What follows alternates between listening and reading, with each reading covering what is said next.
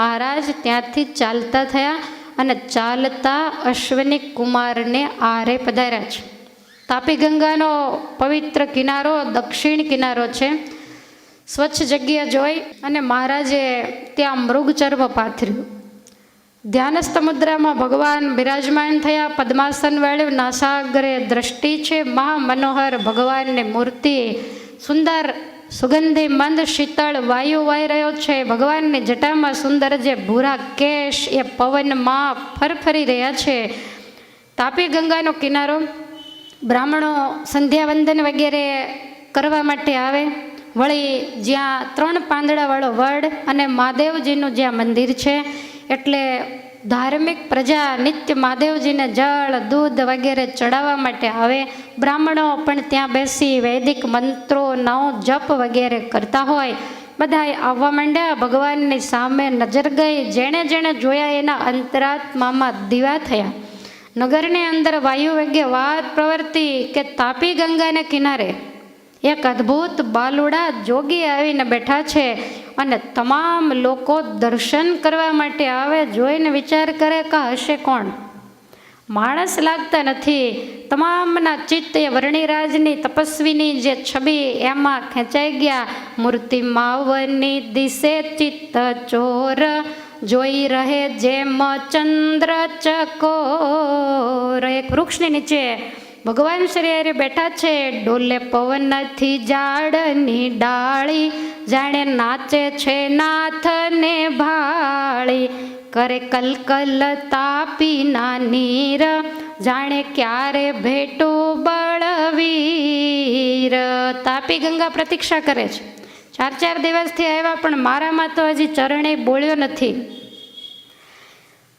નગરની સ્ત્રીઓ પણ મહાદેવજીના દર્શન કરવા માટે આવે છે. વર્ણિને જોતા બધાના પગ અહીંયા થંભી જાય, આંખો સ્થિર થાય. ભગવાનની રૂપ માધુરીનું પાન કરે. કોઈ કહે છે કોઈ રાજકુમાર હશે, કોઈ કે કોઈ દેવનો અવતાર છે, કોઈક તો કહે છે કે આપણે કાયમ મહાદેવજીને જળ અને દૂધ ચડાવીએ છીએ.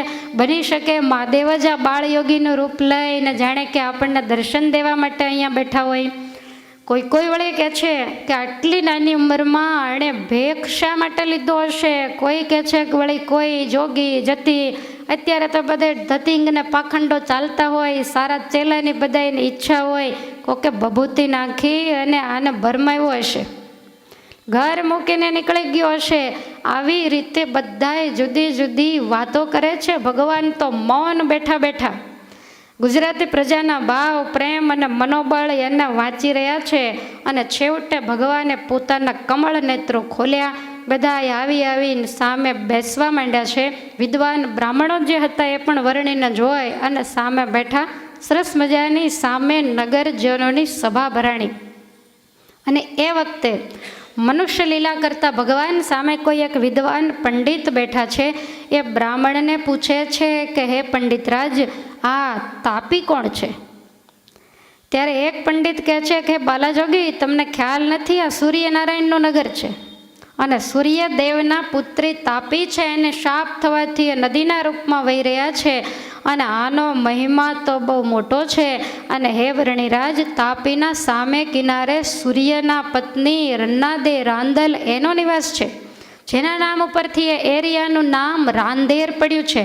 અને વર્ણિરાજ, તમે જ્યાં બેઠા છો ને એ સૂર્યનારાયણના બંને પુત્રો અશ્વિની કુમારો એની પવિત્ર તપસ્થલી છે.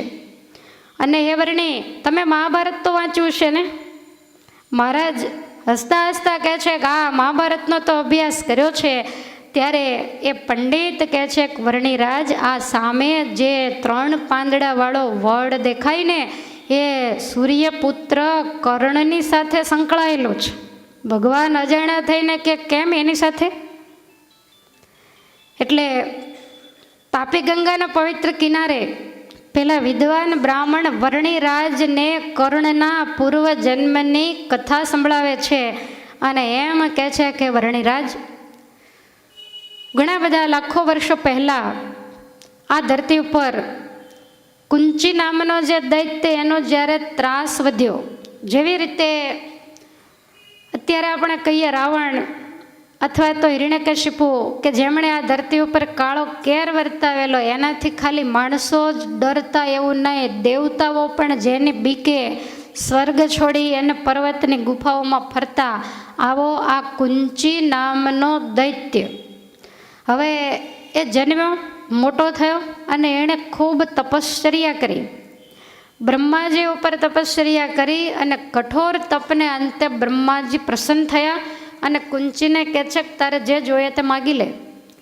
ત્યારે કુંચી કહે છે કે મહારાજ મને અજર અમર બનાવી દો.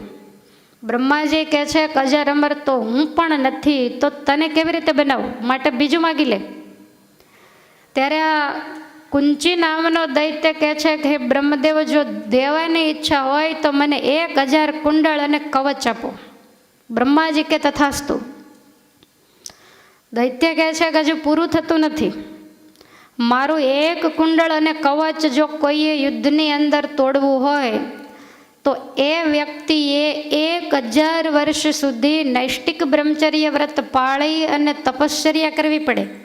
ત્યાર પછી રણ મેદાનમાં મારી સામે યુદ્ધે ચડે અને 1000 વર્ષ સુધી મારી સાથે યુદ્ધ કરે, ત્યારે મારું 1 કુંડળ અને કવચ તૂટે. બ્રહ્માજી કે તથાસ્તુ. કુંચી કહે છે કે હજી અધૂરું છે, બોલ. તો કે મારું 1 કુંડળ અને કવચ તૂટે પછી એની એ વ્યક્તિ જો ફરીવાર તપ કરવા જાય અને વચ્ચે યુદ્ધ બંધ રહે તો મારું તૂટેલું કુંડળ ને કવચ પાછું મને ચોંટી જાય. હવે આને મારવો બિલકુલ અશક્ય અને અસંભવ. બ્રહ્માજીએ વગર વિચારે કહી દીધું તથાસ્તુ. બ્રહ્માજી નિજ સ્થાને ગયા. આ દૈત્યને તો બ્રહ્માજીના વરદાને કરીને બળ મળ્યું, 1000 કુંડળ અને કવચ મળ્યા, એટલે કુંચીનું નામ પડ્યું સહસ્ત્રકુંચી. અને આ સહસ્ત્રકુંચી દૈત્યે સ્વર્ગ મૃત્યુને પાતાળ ત્રણેય લોકની અંદર કાળો કેર વર્તાયો. ગાયો બ્રાહ્મણો વગેરે દેખાય અને આડેધડ માંડ્યો કતલ કરવા. વેદ ઉપનિષદ વગેરે જે પુસ્તકો હોય એને દરિયાની અંદર માંડ્યો પધરાવવા. ધરતીમાંથી ભગવાન વિષ્ણુ નારાયણનું નામ ભૂસાઈ જાય એવો માંડ્યો પ્રયાસ કરવા. એના રાજ્યમાં કોઈ પણ ભગવાનનું નામ સુદ્ધા ન લઈ શકે. બ્રાહ્મણો હોય અને બ્રાહ્મણને મુખે પણ શિવજીનું વિષ્ણુનું કોઈ પણનું નામ લેવાય એટલે તરત જ એની તલવારથી 2 ટુકડા કરી નાખવાના. અને દેવતાઓને બીક લાગી, દેવતાઓની સામે યુદ્ધે ગયો. ઇન્દ્ર મહારાજ સામે યુદ્ધમાં આવ્યા. 1000 કુંડળ અને કવચ તોડવા ઇન્દ્રનું તો કામ જ નથી. આ તો સંન્યાસી 1000 વર્ષ તપ કરે, બ્રહ્મચારી તપ કરે તોય એનું 1 કુંડળ અને કવચ તૂટે.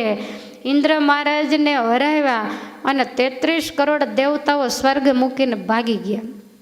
સ્વર્ગ ખાલી થતાં એમાં પોતાનો હક જમાવ્યો, ઇન્દ્રાસને ચડી બેઠો અને તમામ દેવતાઓ મેરુ પર્વતની ગુફામાં એની તળેટીઓમાં સાધુ સંન્યાસીની જેમ ભગવાનનું ભજન માંડ્યા કરવા. કોઈનો આશ્રય રહ્યો નહીં. અને અતિશય જ્યારે ધરતી ઉપર આ દૈત્ય પાપ માંડ્યો કરવા અને એ વખતે ધરતીથી ભાર સહન થયો નથી. પૃથ્વી ગાયનું રૂપ લઈ અને દેવતાઓને પાસે ગઈ. દેવતાઓ કહે છે કે હે પૃથ્વી દેવી, અમે પણ એની બીકે કરીને સંતાતા ફરીએ છીએ અને આ કામ માત્ર બ્રહ્મદેવના છે, આશીર્વાદને વચન એણે આપ્યું છે. બધા ભેગા થઈ અને બ્રહ્માજીની પાસે ગયા અને બ્રહ્માજીને કહ્યું કે તમે કંઈક કૃપા કરો. બ્રહ્માજી કહે છે કે હવે કૃપા તો મારાથી કેમ થાય, વરદાન તો આપી દીધું પણ આ વાત કાંઈ સહેલી નથી. દેવતાઓ કહે છે ગમે એમ કરો, આ પાપીના ત્રાસથી તમે અમને છોડાવો. બ્રહ્માજી કે આપણે બધાએ ભેગા થઈ અને ભગવાન નારાયણને શરણે જઈએ. બધા જ દેવતાઓને સાથે લઈ, પૃથ્વી દેવીને સાથે લઈ અને ક્ષીરસાગરને કિનારે શૈશૈયા ઉપર ભગવાન પડ્યા છે ત્યાં આવી અને બ્રહ્માજી દેવતાઓ સહિત ભગવાનની સ્તુતિ કરે છે, ભગવાનને યોગ નિદ્રામાંથી જગાડે છે. પ્રસન્ન થયેલા ભગવાને દિવ્ય દર્શન આપીને કહ્યું કે કયા કારણથી તમે બધા દુઃખી છો. ત્યારે પૃથ્વી કહે છે કે પ્રભુ, એટલો બધો મારા ઉપર ભાર વધ્યો છે અને સહન કરવા હું સમર્થ નથી. આ સહસ્ત્રકુંચીના ત્રાસ થકી તમે અમને છોડાવો. અને એ વખતે ભગવાને જરાક ત્રાસી નજરે બ્રહ્માજીની સામે જોયું ને બ્રહ્માજીને કહે છે, બ્રહ્મદેવ, વિચાર્યા વગરના કોઈને વરદાન દેવાય નહીં. જેને તે રાક્ષસો તપ કરે, મારી સાથે એને વેર હોય એ તો તમને ખબર જ છે. એટલે તમારા ઉપર તપ કરે અને તમે પ્રસન્ન થઈને એ મોઢે માગે એ તમે આપી દો, પછી ધંધે તો અમે લાગી જઈએ છીએ. તમે તો તથાસ્તુ કહીને જતા રહ્યો. તમે એને કેવું વરદાન આપ્યું એ તમને યાદ છે? બ્રહ્માજી કહે છે કે આ પ્રભુ યાદ છે. ભગવાન કે તમે વિચારો કે આમાંથી રસ્તો કેમ નીકળે. એક કુંડળ અને કવચ તોડવા માટે 1000 વર્ષ સુધી તપ કરવાનું અને 1000 વર્ષ યુદ્ધ કરવાનું, અને બીજી કુંડળ અને કવચ તોડવું હોય તો બીજું 1000 વર્ષનું તપ જોઈએ. તો કોઈ માણસ અથવા ભગવાન કહે છે કે હું પોતે હોઉં, તપ કરવા જાઉં ત્યાં કુંડળને કવચ તૂટી જાય, મારી બધી મહેનત પાણીમાં જાય, અને મારવો કેમ, બતાવો રસ્તો. બ્રહ્માજી હાથ જોડીને કહે છે કે મહારાજ, તમે તો જાણે સુજાણ છો, રસ્તો તમે કાઢો, મારે કહેતા શું કહેવાય ગયું. દેવતાઓની દયા ખાય અને ભગવાન કહે છે કે તમે તમારા સ્થાને જાઓ, હું આનો રસ્તો શું કરવો એના વિશે વિચારું છું. દેવતાઓ, પૃથ્વી દેવી એના આશ્વાસન આપી અને પોતાને સ્થાને મોકલ્યા. ભગવાન બેઠા બેઠા વિચારે છે કે ક્યારેય નથી આવી એવી મુશ્કેલી આવી છે. ગમે તેવા અસુરો આ ધરતી ઉપર થયા, જાલંધર જેવાને મારવો એ પણ મારા માટે અઘરું નથી પડ્યું, કારણ કે એનોય મારી પાસે રસ્તો હતો, પણ આનો રસ્તો શું કાઢવો. અને છેવટે ભગવાને નક્કી કર્યું કે હું જો એકલો જઈશ તો એકલા હાથે તો તાળી પડશે નહીં. ભગવાને વિચાર્યું કે 2 સ્વરૂપને લેવા પડશે, કારણ કે એક સ્વરૂપ તપ કરે તો બીજું સ્વરૂપ એની સાથે યુદ્ધ કરે. આવું વિચારી અને દેવતાઓનો શ્રેય કરવા માટે, બ્રહ્માજીના વચનને સત્ય કરવા માટે બદ્રિકાશ્રમની અંદર ઋષિમુનિઓની સાથે ધર્મદેવ અને મૂર્તિ દેવી કહેતા ભક્તિ માતાનો પણ નિવાસ છે. તો એમને ત્યાં ભગવાન ફાગણ વદ પ્રતિપદા પડવાને દિવસે, ધૂળેટીને દિવસે એક સાથે 2 સ્વરૂપે પ્રગટ થયા છે. એક નર અને બીજા નારાયણ. ભગવાન એક છે, છો તો એકને દિશો છો દોય, એનો મર્મ જાણે જન કોઈ. કોઈને એવો પ્રશ્ન ન થાય કે ભગવાન એક હોયના 2 કેમ ઊભા છે, પણ એની પાછળનું આ કારણ છે. પેલા પંડિત કહે છે કે હે બાલાજોગી, આ રીતે ભગવાન 2 સ્વરૂપે પ્રગટ થયા, પણ નાના હોય, મા બાપના ખોળે રમે, પછી મોટા થાય, તપ કરવા જાય, ત્યાં સુધીમાં તો આ દૈત્ય કેટલાયને ઠેકાણે કરી નાખે, એટલે ભગવાન સીધા કિશોરાવસ્થામાં જન્મ્યા છે. કિશોર જેની ઉંમર છે, અને બંને ભાઈઓને જ્યારે નાના હોય ત્યારે પારણામાં ઝુલાવાય, પણ આટલા મોટા હોય ત્યારે એને હિંડોળામાં હિંચકાવાય. એટલે બોરડીની ડાળે હિંચકા બાંધી અને નર અને નારાયણ, હવે ત્યાં તો કાંઈ દોરડા બીજું તો કાંઈ હતું નહીં, એટલે ફૂલના ઝૂલા બાંધ્યા અને બંને ભાઈઓને માતા પિતાએ એ ફૂલના દોલામાં ઝુલાવ્યા. ત્યારથી આરંભીને આજ સુધી પુષ્પદોલ ઉત્સવ ઉજવાય છે. અને ફૂલના ઝૂલામાં બંનેના બેસાડી નરનારાયણ દેવની આજે પણ પૂજા કરવામાં આવે છે. થોડી વાર થઈ એટલે બંને ભાઈઓ માતા પિતાને પગે લાગી અને કહે છે કે હે માતા પિતા, અમે દેવતાઓનું કામ કરવા માટે આ ધરતી ઉપર આવ્યા છીએ, ધર્મ અને સંસ્કૃતિની રક્ષા માટે આવ્યા છીએ, માટે અમને તપ કરવાની રજા આપો. ધર્મદેવ અને ભક્તિ માતાની રજા લઈ બંને ભાઈઓ તપ કરવા માટે ગયા છે. પહેલાં તપમાં નારાયણ ભગવાન બેઠા. 1000 વર્ષ સુધી નારાયણ ભગવાનને તપ કર્યું, અને પછી ભગવાન રણ મેદાનમાં આવ્યા અને નરને કહ્યું કે હજુ આની સાથે હું 1000 વર્ષ સુધી યુદ્ધ કરીશ, ત્યારે એનું 1 કુંડળ અને 1 કવચ તૂટશે, અને ત્યાં સુધીમાં તમે 1000 વર્ષનું તપ કરીને તૈયાર રહેજો. 1 કુંડળ અને કવચ તૂટે એટલે તમારે કહેવાનું કે આવી જા, 1000 વર્ષનું તપ કરીને આવ્યો છું. અને આપણે બંને વારા ફરતી આ રીતે જો કરશું તો જ આ દૈત્યનું મૃત્યુ થશે અને એના પંજામાંથી પ્રજા છૂટી થશે. ભગવાન તપમાં બેઠા, 1000 વર્ષ પૂર્ણ થયા એટલે ભગવાન ઊભા થયા. નર ભગવાનને તપમાં બેસાડ્યા અને ભગવાન રણ મેદાનમાં આવીને અટ્ટહાસ્ય કરીને દૈત્યને કહે છે કે આવી જા, 1000 વર્ષનું તપ કરીને આવ્યો છું. અને આ સાંભળતા ભગવાનની કિશોર અવસ્થા એને જોતા દૈત્યને ખૂબ હસવું આવ્યું. કાવા તો કેટલાયને ચપટીમાં ચોળી નાખ્યા છે ને આ વળી પાછો તપને લઈને આવ્યો છે. એટલે એ પણ અટ્ટહાસ્ય કરતો રણ મેદાનની અંદર આવ્યો. ભગવાનની સાથે યુદ્ધ થાય, 24 કલાક યુદ્ધ ચાલે, પણ ભગવાન ગદા મારે, મુષ્ટિકા મારે તો આ સહસ્ત્ર કુંચીને એમ લાગે ગુલાબનું ફૂલ માથે પડે છે. આને મારવો કેવી રીતે? ઠાકોરજીને હાડકા દુખવા માંડ્યા. અને 1 વર્ષ સુધી સતત ભગવાન આ સહસ્ત્ર કુંચીની સામે જજુમ્યા. અને 1 વર્ષ પૂરો થયો, છેલ્લો દિવસ, સૂર્ય અસ્ત થવાનો સમય, ભગવાને ઊપ પાડીને એના વક્ષસ્થળમાં ગદા મારતા છાતી ફાટી ગઈ અને 1 કુંડળ અને કવચ એમાંથી જુદું પડ્યું. 1 કુંડળ અને કવચ તૂટી ગયું.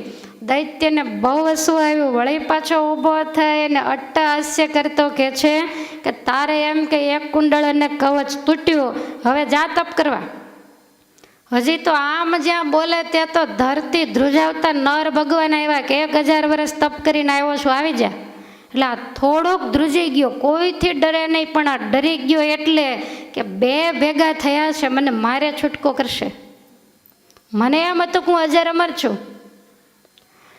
નારાયણ ભગવાન કહે છે કે હું જાઉં છું તપ કરવા અને આ નરની સાથે યુદ્ધ કર. અને નર ભગવાને એની સાથે 1000 વર્ષ યુદ્ધ કર્યું અને એનો માર ખાધો.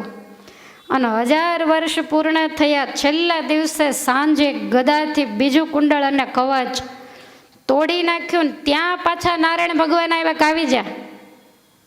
નર ભગવાન પાછા તપ કરવા ગયા. આવી રીતે 1000 વર્ષ સુધી તપશ્ચર્યા કરી. તપ કરવું એટલે બટેટાને શેરો ખાઈને નહીં. આ તમે યાદ રાખજો, સૂકા ફળ ફૂલ ખાઈને ફળ મળે. બદ્રિકાશ્રમમાં તો ફળય મળતા નથી. એ સૂકા પાંદડા, એ ગંગાજીનું હિમ જેવું પાણી પી અને ભગવાને આપણને બધાને એ દૈત્યના પંજામાંથી છોડાવવા માટે તપ કર્યું છે. અને તે દાડે તપ ન કર્યું હોત તો આજ આપણે બધાય મોદી સરકાર નીચે નહીં, સહસ્ત્રકુંચી સરકાર નીચે જીવતા હોત. અને એના માટે પરમેશ્વરે સાધના કરી અને આ રીતે 999 કુંડળ અને કવચ ભગવાને તોડી નાખ્યા. છેલ્લું 1 કુંડળ અને કવચ બાકી છે અને એ વખતે ભગવાન નરનો વારો છે. એટલે છેલ્લું કુંડળ અને કવચ તોડવાની તૈયારી. નારાયણ ભગવાનનો યુદ્ધનો વારો પૂરો થયો. નર ભગવાન કે આવી જા, પણ આને બીક લાગી કે હવે આ છેલ્લું કુંડળ કવચ બાકી છે. અને આટલા જેણે તોડ્યા એ છેલ્લું કુંડળ કવચ તોડશે એટલે નક્કી મારું મોત થશે. અને અસુરને બીક લાગી, રણ મેદાન છોડીને મુઠ્ઠીઓ વાળીને ભાગ્યો. ભગવાન નર પાછળ પડ્યા કે જાતો તો ક્યાંથી, આ તપ કરી કરીને શરીરને નીચોવી નાખ્યા છે તને મારવા માટે. ભગવાન પાછળ દોડ્યા, પણ આ દૈત્ય દોડી અને સૂર્યનારાયણને શરણે ગયો. પાહીમામ કહી અને ભગવાન ભુવન ભાસ્કરના પગ પકડ્યા. સૂર્યદેવ કહે છે કેમ, તો કે મારી પાછળ ભય આવી રહ્યો છે માટે હું તમારે શરણે છું. સૂર્યદેવ કે તારું નામ લેનારું કોઈ નથી, તું મારો શરણાગત, બેસી જા મારા રથમાં. તેને રથમાં બેસાડ્યો અને ત્યાં ભગવાન નર પધાર્યા. સૂર્યદેવને કહે છે કે દુશ્મનને છૂટો કરો. સૂર્યનારાયણ કે અરે પ્રભુ મને કાંઈ ખ્યાલ નહીં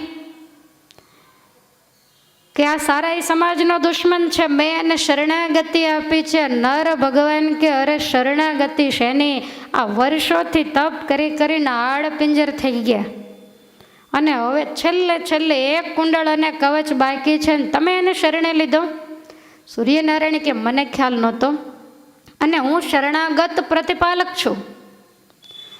તમારા પવિત્ર ભરતખંડની અંદર જન્મેલો ખાનદાન શિબી જેવો રાજા, એ પણ ઓલો પોતાને શરણે આવે તો એને મરવા દેતો નથી, પોતાની જાંઘ કાપીને આપી દે.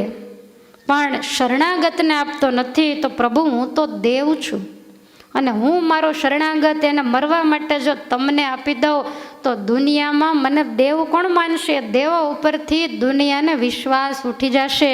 માટે પ્રભુ કૃપા કરો, ગમે ત્યારે મેળ પડશે ને ત્યારે હું તમને એને સોંપી દઈશ, પણ અત્યારે એને મારા રથમાં રહેવા દો. ભગવાન કહે છે કાંઈ વાંધો નહીં. નર ભગવાન ત્યાંથી પાછા વળી ગયા, બદ્રિકાશ્રમમાં આવી અને નર અને નારાયણ બદ્રીની નીચે બેસી તપશ્ચર્યા સાધના કરે છે. અને જેને મારવા માટે એમનો જન્મ હતો એના મૃત્યુની બંને પ્રતીક્ષા કરી રહ્યા છે. ઋષિમુનિઓની વચ્ચે સત્સંગ વગેરે ચાલે છે. સમય પછી સમય જવા માંડ્યો.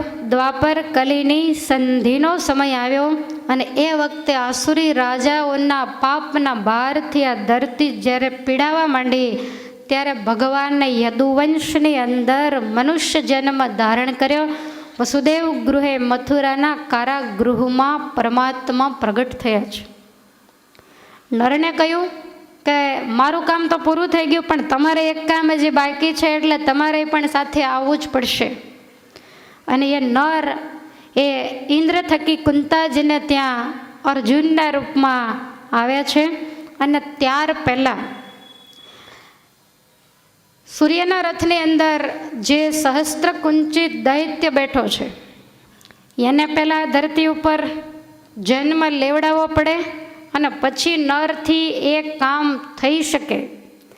એટલે ઘણીવાર મહાભારતને વાંચતા અને એમાં પણ કર્ણનું જીવન ચરિત્ર વાંચતા આપણને ખરેખર વાંચીને ખૂબ દુઃખ થાય કે કુંતાજીના જે પનોતા પુત્ર કહેવાય, ધર્મરાજા કરતાંય મોટા, અને આખી જિંદગી જે કોઈનો તુકારો પણ ન ખમી શકે, સૂર્ય જેવા જે તેજસ્વી રૂપશીલ ગુણ બળના ધામ, અને યુદ્ધની અંદર તો કોઈ એની સામે ટક્કર ન ઝીલી શકે આવો મહારથી પુરુષ, પણ જન્મો ત્યારથી છેલ્લા પ્રાણ છોડ્યા ત્યાં સુધી એણે દુનિયાના અપમાન જ સહન કર્યા છે.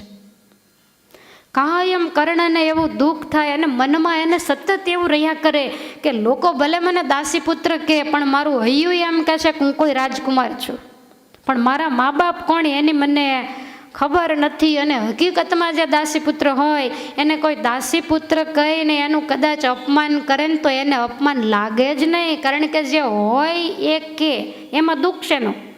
પણ કર્ણને કોઈ ક્યારેય પણ દાસીપુત્ર કહીને કે બીજા કોઈ નામથી બોલાવે ત્યારે કર્ણનું કાળજું કાયમ કપાઈ જતું કે મારા એવા તે કયા પાપ કે હું ક્ષત્રિય હોવા છતાંય લોકો મને દાસીપુત્ર કહેતા હોય એવું મને લાગે છે, મને સૂત કહેતા હોય એવું મને લાગે. આ કાયમને માટે દુઃખ રહ્યું. અને મહાભારત વાંચતા આપણને પણ શરૂઆતમાં એમ થાય કે ભગવાને આવું શા માટે કર્યું હશે. અને બીજી વાત કે દુર્યોધનની સાથે રહેવા છતાંય પણ ભગવાનના કેવા પરમ ભાગવત ભક્ત, જે માગે પોતાની જાત પોતાની યુવાની ભગવાને આવીને કર્ણની પાસે માગી તો વૃદ્ધાવસ્થા સ્વીકારીને કર્ણે પોતાની યુવાની પણ જેને દાનમાં દઈ દીધી, આવા પોતે દાનેશ્વરી અને સતત રાજકાજ કરતા પરમેશ્વરનું ભજન કરનારું આ વ્યક્તિત્વ, અને છતાંય કુદરતે એની સાથે કેવો અન્યાય કર્યો આવું હંમેશા થતું. પણ આ સહસ્ત્રકુંચીની વાત સાંભળ્યા પછી એવું લાગ્યું કે ઠાકોરજી જે કરતા હોઈએ બરાબર જ હોય. તો આ જે સહસ્ત્રકુંચી દૈત્ય એને પણ કંઈક એવી જગ્યાએ જન્મ લેવડાવીને એવા સ્થાનની અંદર મૂકવો જોઈએ કે જેનું અર્જુન કહેતા નરના હાથે જ મૃત્યુ થઈ શકે. તો એના માટે ભગવાને કેટલી બુદ્ધિ દોડાવી હશે. અને એ વખતે કુંતાજીના લગ્ન પાંડુ મહારાજની સાથે હજુ થયા પણ નહોતા. કુંતાજી કુંવારી અવસ્થામાં હતા અને કુંતિલપુરની અંદર દુર્વાસા મુનિ આવેલા. ખૂબ સારી કુંતાજીએ સેવા કરી અને પ્રસન્ન થયેલા દુર્વાસાએ એમને વરદાનો આપ્યા અને એવું કહ્યું કે હું તને આ દેવના વરદાન આપું છું, તને જ્યારે પુત્ર મેળવવાની ઈચ્છા થાય ત્યારે જે દેવનું નામ લઈશ એ દેવ સ્વયં આવી એના જેવો પ્રતાપી, એના જેવો જ તેજસ્વી પુત્ર તારા ખોળામાં આવીને મૂકશે. આ રીતે ધર્મરાજા, સૂર્ય, ઇન્દ્ર, અશ્વિની કુમાર આ બધાના અલગ અલગ મંત્રો શીખવાડ્યા. પણ કુદરતને કરવું, પરમેશ્વર તારી અકળ ગતિ, પતંગિયાના પેટમાં બત્તી. એ ન્યાયે કુંતાજીને વિચાર થયો કે દુર્વાસાએ એમ કહ્યું કે જે દેવને સંભાળીશ એ આવીને તારા ખોળે દીકરો મૂકી જાય. હવે આ તો કેવી વાત? આવું કાંઈ હોય ખરું? રોજ આવો વિચાર થાય. વળી મનને પાછું વાળે કે ભાઈ ઋષિમુનિઓ તો ક્યારેક ખોટું બોલે નહીં, ખરેખર સાચું જ હશે. વળી પાછું મન તર્ક કરે કે એક વખત જોઈ લીધું હોય તો. ઘણું મનને સમજાયું, પણ એક દિવસ એવો હોય ગયો કુંતાજી કે આજ તો પ્રયોગ કરી જ લઉં. બપોર ચડ્યા, જમી બધાએ પોતપોતાના સ્થાને. આ તો રાજકુંવરે પોતાના મહેલમાં મનમાં એમ થયું કે સૂર્યદેવને બોલાવું, સૂર્યનો મંત્ર જપું. બીજા દેવ તો ક્યાં હશે ક્યાં નહીં કોને ખબર, પણ આ તો જીવતા જાગતા દેવ છે. એટલે સૂર્યદેવને બે હાથ જોડીને જે મંત્ર શીખવાડ્યો એટલે મંત્ર બોલ્યા, અને મંત્ર બોલતાની સાથે જ મનુષ્યના જેવો રૂપ લઈ અને સૂર્યદેવ આવ્યા. જે વાતને વચનામૃતમાં ભગવાન શ્રી હરિએ નોંધી છે કે સૂર્ય મૂળ રૂપમાં આવ્યા હોત તો કુંતાજી બળી મરત. અને એટલા માટે સૂર્યદેવ મનુષ્યના જેવું રૂપ ધરી અને કુંતાજીની પાસે આવ્યા, અને એના ખોળામાં પોતાના જ અંશથી જન્મેલો, પોતાના જ જેવો પ્રતિભાશાળી અને અતિ તેજસ્વી એવો નાનો એવો જે બાળક એ કુંતાજીને ખોળે મૂકીને સૂર્યદેવ જતા રહ્યા. પણ કુંતાજી વિચાર કરે કે હવે શું કરવું? કુંવારી અવસ્થા છે અને રાજકન્યા છું. મારા માતા પિતા મને પૂછે તો મારે જવાબ શું દેવો? કર્ણ ખોળામાં સૂતેલા આમ સામે નજર કરે ને કર્ણ આમ મોઢું ખોલે તે તો સૂર્યના કિરણો નીકળતા હોય એવું તેજ નીકળે. મરક મરક હશે સૂર્યદેવનો આપેલો દીકરો, એમાં તો શું કહેવાનું હોય? સૂર્યનું બીજું પ્રતિબિંબ જોઈ લો, મનમાં દયા આવે કહેવાનો રસ્તો શું કરવો? અને બીકના માર્યા નદીને કિનારે જઈ બાળકને કપડામાં વીંટી અને પેટીની અંદર પધરાવીને પેટી યમુનાજીના જળમાં તરતી મૂકી દીધી. અને યમુનાજીને કીધું કે આનું રક્ષણ તમે કરજો, શ્વાસ લઈ શકે એ રીતે છિદ્રવાળી પેટી એમાં પધરાવી પેટીને તરતી મૂકી દીધી. અને હરી ઈચ્છાએ કરી અને આ પેટી તરતા તરતા હસ્તિનાપુરમાં આવી. ત્યાં રાધા નામની ધૃતરાષ્ટ્રના જે દાસી એ સ્નાન કરવા ગયા, એના હાથમાં એ પેટી આવી. પેટી હાથમાં લીધી, અંદરથી બાળકનો રડવાનો અવાજ આવ્યો. તરત જ પેટી ખોલી તો સૂર્ય જેવો તેજસ્વી બાળક જોયો. એને મનમાં એમ થયું કે મારે કાંઈ નથી, ભગવાને મને આ દીકરા રૂપે આપ્યો છે. રાજાને વાત કરી. રાજા કહે છે કે તમે એને સાચવો. કોઈને પણ કુંતાજી અને ભગવાન દ્વારકાધીશ આ બે સિવાય આ બાબતની ત્રીજા કોઈને પણ ખબર નથી. અને આ બાજુ આ રાધા નામના દાસી આને મોટો કરે, નામ પડ્યું કર્ણ. રાધાનો પુત્ર એટલે બીજું નામ પડ્યું રાધેય. ધીમે ધીમે મોટો થાય. બાણ વિદ્યા દાસી પુત્ર ક્યારેય ન શીખે, પણ લોહીની અંદર એવા ગુણ હતા એટલે શ્રેષ્ઠ બાણાવળી કર્ણ થયા. અને ત્યાર પછી કુંતાજીના પાંડુની સાથે લગ્ન થયા. પાંડુ મહારાજાને શાપ થયો અને ત્યારબાદ જે બીજા દેવોના મંત્ર એનો પ્રયોગ કરતા દેવતાઓએ 5 પુત્ર કુંતાજી અને માદ્રીજીને ખોળે મૂક્યા, જેને 5 પાંડવો આપણે કહીએ છીએ. અર્જુન પણ કહેતા નર પણ આવી ગયા, ભગવાન નારાયણ પણ આવી ગયા અને સહસ્ત્ર કુંચી પણ આવી ગયો. દુર્યોધનના પક્ષમાં પોતે રહ્યો, અને જો દુર્યોધનના પક્ષમાં ન રહે તો અર્જુનના હાથે એનું મોત કેવી રીતે થાય? એટલે ભગવાને ગોઠવણ જ એવી કરી કે સગા બંને ભાઈઓ હોવા છતાં આખી જિંદગી દુશ્મનની જેમ સામ સામે ઝઝુમ્યા. તો આ કર્ણ એ બીજો કોઈ નહીં, એ જ પૂર્વનો અતિ તપશ્ચર્યા કરી બ્રહ્માજી પાસેથી 1000 કુંડળ અને કવચ મેળવી અને સત્તા જેણે ત્રિલોકી ઉપર જમાવેલી એ સહસ્ત્ર કુંચી. અને 999 કુંડળ કવચ તૂટી ગયેલા, 1 કુંડળ કવચ બાકી હતું, એટલે કુંડળ અને કવચ સહિત પોતે જન્મેલો. ભગવાન દ્વારિકામાં હોય, ઇન્દ્રપ્રસ્થમાં હોય, હસ્તિનાપુરમાં હોય, પણ વિચાર એક જ હોય કે આને મારવો કઈ રીતે? રસ્તો મારે બતાવવાનો છે, મારવાનો છે અર્જુનને. અને એમ કરતાં કૌરવ પાંડવોની વચ્ચે તિરાડ પડતા મહાભારતના યુદ્ધના જ્યારે મંડાણ થયા ત્યારે સામા પક્ષે કર્ણ રહી અને યુદ્ધ કરે છે. અર્જુનને જ્યારે અતિ શ્રેષ્ઠ બાણાવાળી જોયો ત્યારે કર્ણને એમ થયું કે હું આવું કેમ ન શીખું, અને પરશુરામજીની પાસે બ્રાહ્મણના વેશે કપટ કરી અને બાણ વિદ્યા શીખે છે. તમામ બાણ વિદ્યામાં પારંગત બની ગયો. છેલ્લી રાત્રિ છે અને એ વખતે ઇન્દ્રને કોઈએ સમાચાર આપ્યા કે સૂર્યપુત્રએ એટલું તપ કર્યું છે કે અર્જુનને નક્કી મારી નાખશે ને અર્જુન તો તમારો દીકરો છે. ઇન્દ્ર ભમરાનો રૂપ લઈ અને રાત્રિના સમયે કર્ણ બેઠા છે. પરશુરામજીનું માથું કર્ણના ખોળામાં છે, મસ્તક દબાવી રહ્યા છે. અને એ વખતે ઇન્દ્ર ભમરાનો રૂપ લઈ અને કર્ણને જાંઘમાં ડંખ મારે છે.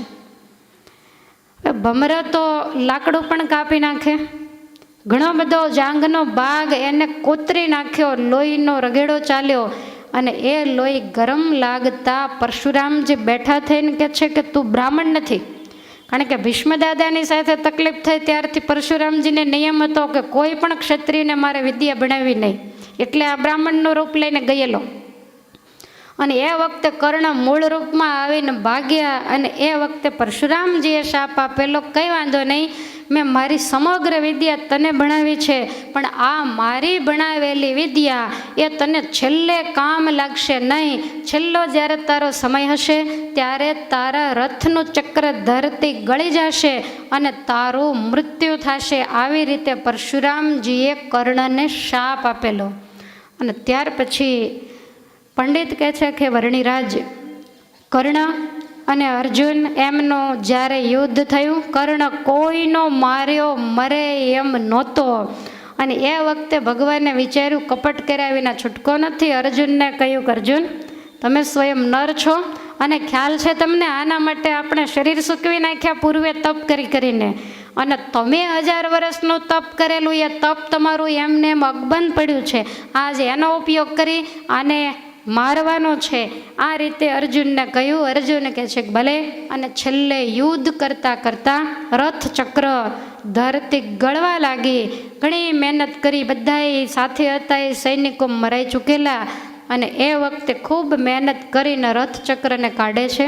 ભગવાનને કપટ કરી અને ભિક્ષુકના વેશમાં આવીને એના કુંડળ અને કવચ પણ લઈ લીધેલા. નિરાધાર કર્ણ બની ગયેલા.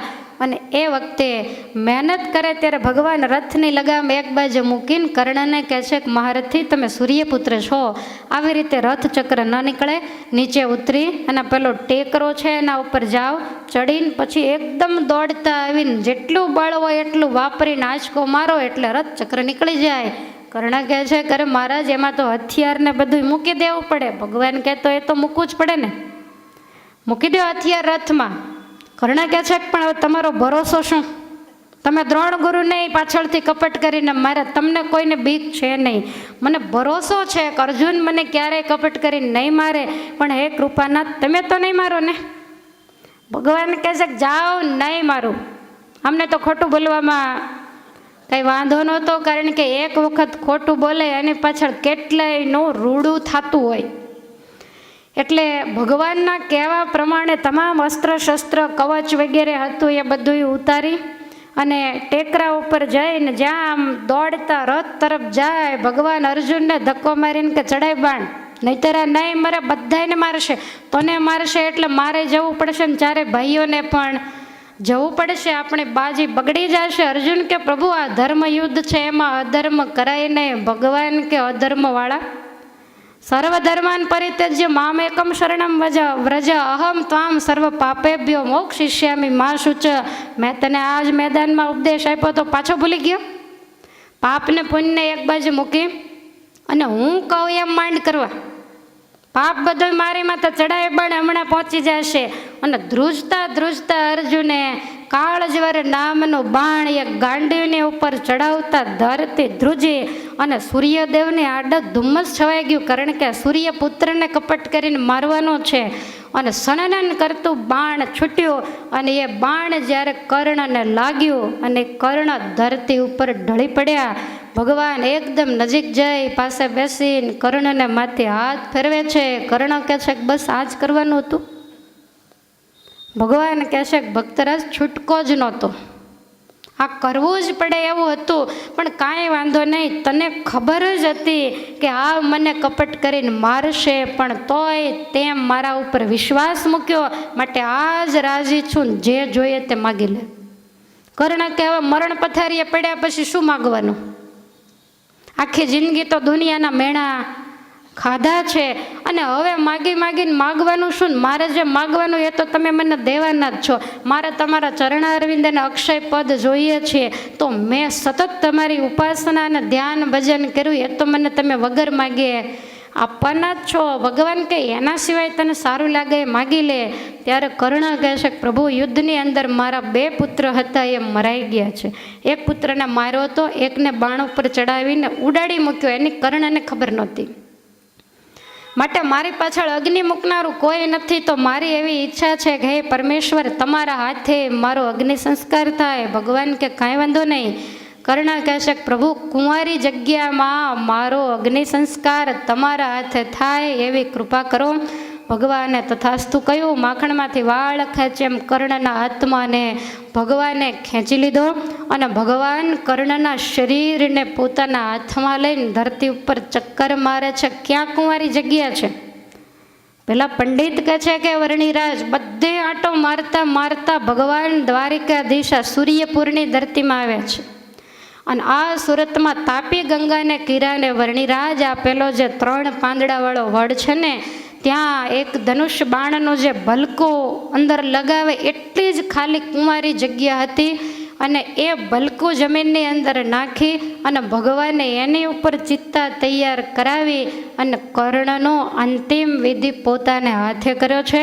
તાપી ગંગામાં એને જલાંજલિ આપીને પછી ભગવાન કર્ણના મૃત્યુ ઉપર ખૂબ રડ્યા છે કે આને કેવી રીતે મેં આખી જિંદગી કપટ કરી, અને ક્ષત્રિય પુત્ર હોવા છતાંય, સૂર્યપુત્ર હોવા છતાંય કેટલાયના મેણા ખવડાવ્યા, અને સામે પક્ષે દુર્યોધન જેવા પાપીની સાથે જેને રહેવું પડ્યું, પણ એણે જિંદગીમાં મારો કોઈ દિવસ અવગુણ લીધો નથી.